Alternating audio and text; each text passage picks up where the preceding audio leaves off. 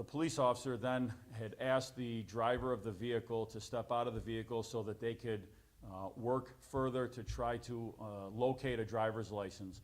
The officer at that point had opened the driver's side car door by opening it from the inside of the vehicle, and the door opened wide. It was opened, appears to be opened fully wide at this point. He had asked the motorist to step out of the vehicle. It appeared at this point that the motorist, again, who was very calm, everything was very calm, it appeared at this point that the motorist was going to step out of the vehicle. The officer had his left arm on top of the door, I'll say holding the door.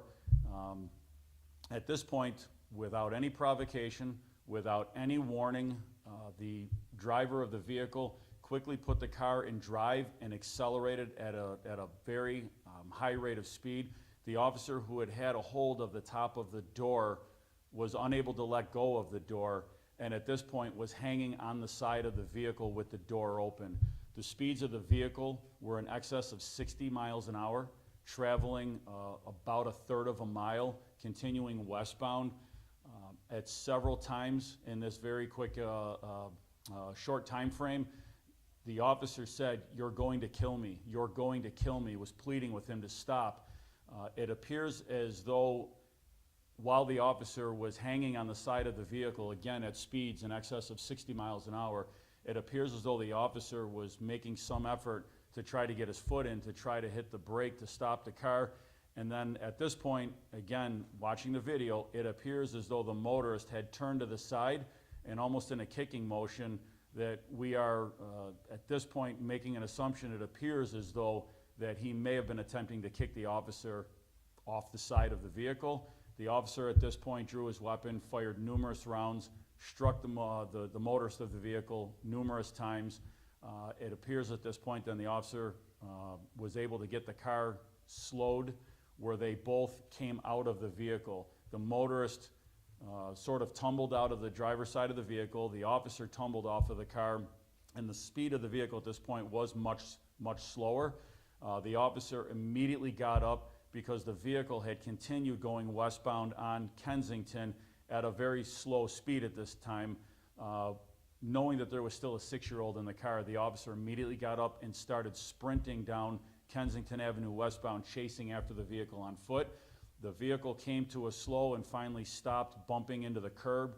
I'm not sure if it hit a fence, but it stopped. It was a very slow speed stopping of the vehicle. The officer continued sprinting toward that passenger side of the vehicle, was able to get the door open, and quickly pulled the child out and quickly checked the status of the child, who was uninjured, thankfully.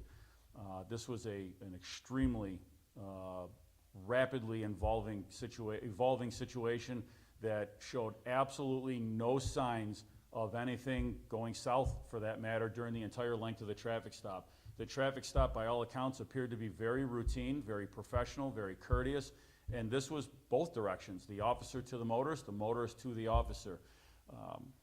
The vehicle had gone another probably 100 or so yards beyond the point of where the motorist had fallen out of the vehicle. Going back a bit, when the vehicle took off with the officer attached to the side of the vehicle, the passenger police officer ran and got into the driver's side of the police car and then followed in the direction of that vehicle. When the secondary police officer got to the intersection of Kensington and Wyoming, that's where the motorist was laying in the street. That we don't believe at this point that that secondary officer would have known that a shooting had taken place, but the officer got out, checked the condition of that individual, who was obviously severely wounded, but showed signs of still being alive at that point. Other officers quickly arrived on scene and immediately began first aid. They used the trauma kit. They were putting patches on the several gunshot wounds. They were doing everything they could to administer first aid.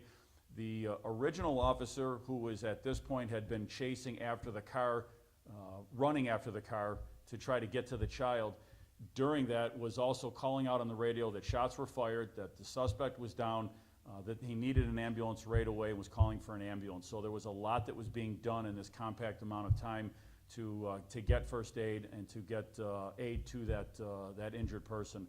The injured person was transported by AMR to ECMC, at which point he was pronounced dead at the hospital. Homicide investigators and internal affairs, as is normal protocol, was called out to the scene.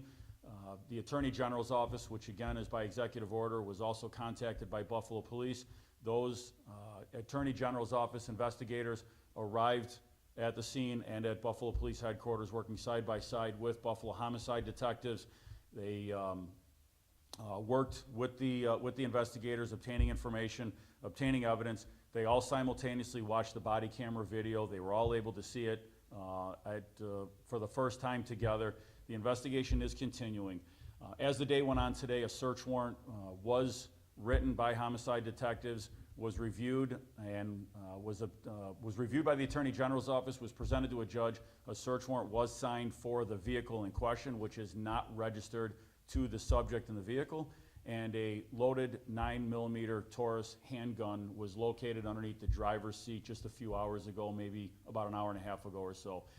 That gun was loaded with 7 rounds, 1 in the chamber and 6 in the magazine. The investigation is going to be ongoing. It's going to be lengthy. There's a lot of information that will be obtained. The Attorney General's office is the lead agency, the lead prosecuting agency, not the District Attorney's office by executive order. The DA's office is not involved in this case. It is the Attorney General's office, so all information will be flowing through the Attorney General's office, but it will be a lengthy process. We will be working on that. As far as the body camera video, again, we have reviewed it. As is our normal protocol, homicide detectives have been in contact on several occasions with family members. Those family members have been offered an opportunity, and I believe will be taking up the opportunity to view that body camera video. Once that is done, and out of courtesy to the family, we are going to again present that to the family, and then we will release that body camera video. It's possible that that could happen tomorrow. We will keep all the media updated on when that body camera video will be released. With that, I will take any questions, and again, I'll be very limited in what answers I can provide at this point. Once the body camera video is released, I will be able to get into more information, but I will take any questions at this point. How's the officer? So thank you for asking that question. I always appreciate that question. The driver officer sustained minor injuries, went to ECMC, was treated and released, but you know, this is an extremely traumatic. I was horrified watching this video. I was horrified for the officer. That officer could have been severely injured or killed had it turned out any other way, had he not taken the action that he took. And I can't imagine being the partner officer watching your partner you know, being driven away at a high rate of speed. And we're talking, again, speeds over 60 miles an hour. So I had an opportunity, at least I reached out to them by text message at this point. Deputy Commissioner and other members and the chief, I had an opportunity last night to at least speak with them briefly, and then we will be following up more with them. But there are resources that are available, and I've encouraged them to take advantage of those resources. So thank you for that question.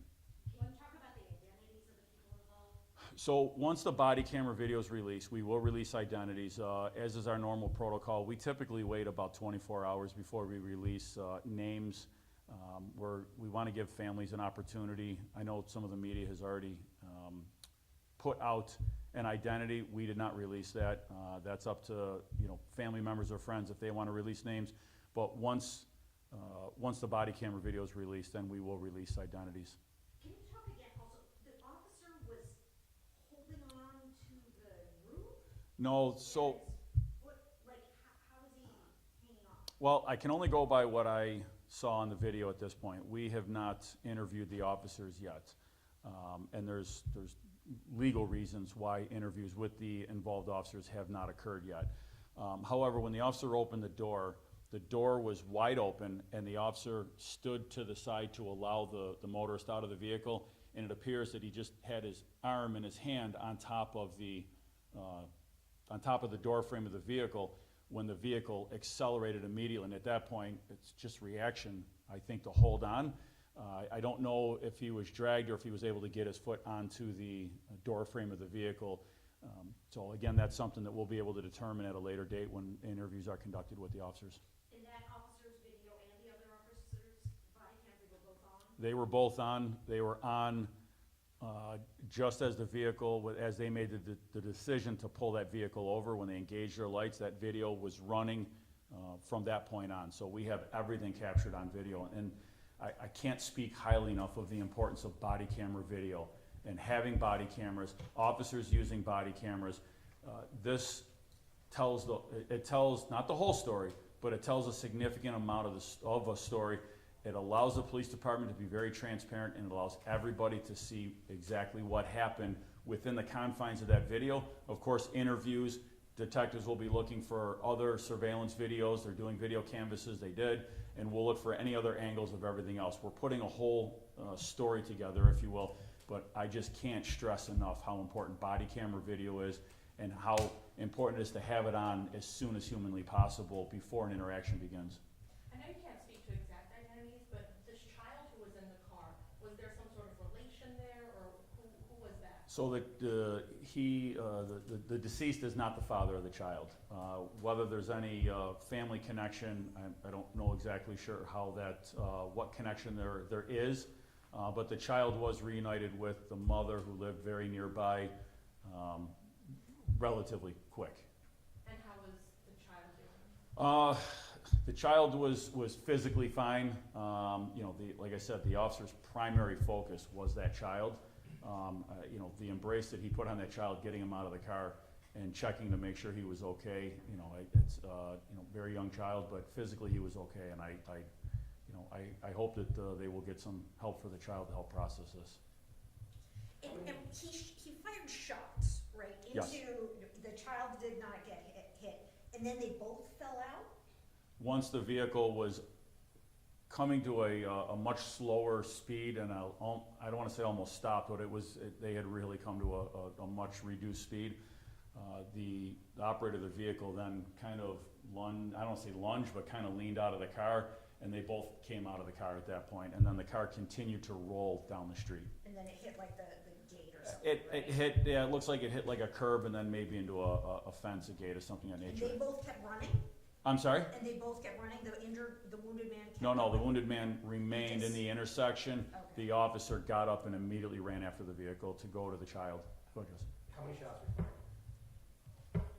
It appears 5. Right now, it looks like 5 shots were fired. Did all 5 hit Yes, the deceased? yes. Anyone else? I'm sorry, can you just name like the points on Kensington, so like where it was first pulled over, where he was shot, and then where the car ultimately ended up? So it was on Kensington, right by the intersection of Poultney. The shots were fired at Kensington and Wyoming, and then the car rolled further on just short of Federal Avenue, where it went into a kind of a fence in the curb. So the whole length of it is about 1/3 of a mile. Anyone else? Just one more, with the stop, it was for tinted windows, I thought There was that a was s- it. No, there was a speeding. The officer had, in the conversation, the officer had advised that there was excessive speed and excessively tinted windows. And then upon the stop, it was then shown that the child was in the front seat, who was too small of weight size and age, and also was not wearing a seatbelt, but should not have been in the front seat of the vehicle anyways, but also did not have a seatbelt on. And then during the subsequent action where the driver took off, the child also through that process did not have a seatbelt on. There is a portion of the video when the vehicle was stopped. It appeared as though the child went to put the seatbelt on, but the seatbelt was not on. What happened with that, I don't know, but the seatbelt was not on after that.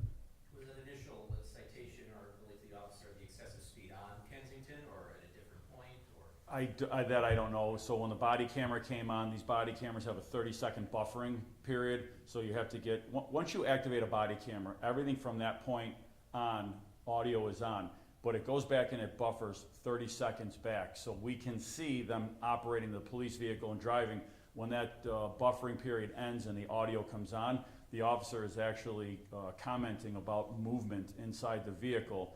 When the officer approaches, and again, it could not have been any more professional, cordial, low-key, but he explained to them that it was excessive speed and that there was tinted windows, and the officer had asked the motorist to lower the back windows to see in.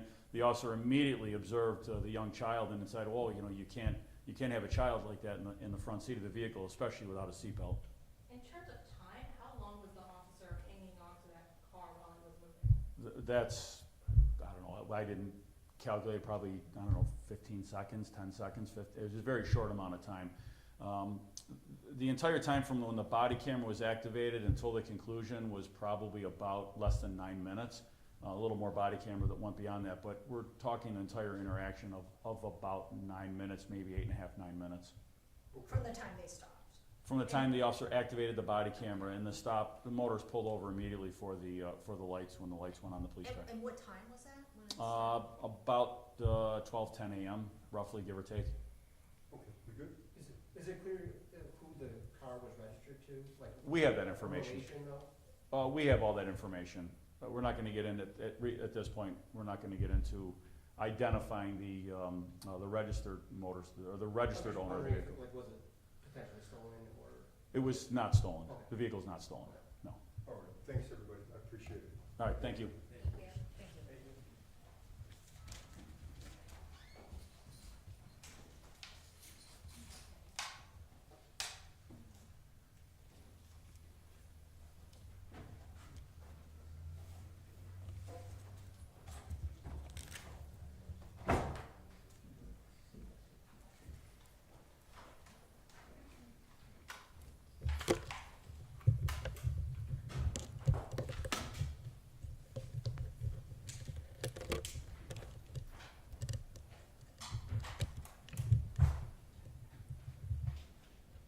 Thank you.